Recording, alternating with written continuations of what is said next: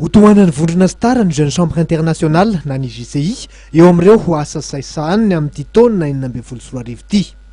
Niroso tamin'ny fifanaovatsy ny ampiara-miasa araka izany ny rotonta ny vondrona sy tara ny solotenan'ny tale Général Lefitra Andriamatoa Emmanuel de Tailly ary ny JCI kosa ny solotenany Andriamatoa Riyad Sobrati filoha lefitra iraisam-pirenena ny JCI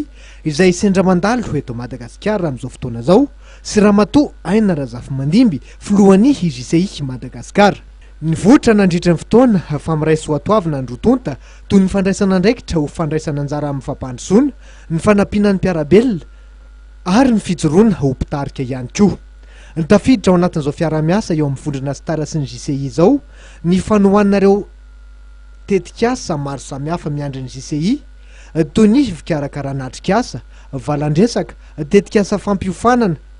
izay naompana indrindra amin'ny lafiny ara-tsosialy, ny fahaizana mitarika ary ny fampiroboroboana ny hisehatra ny fandraharana.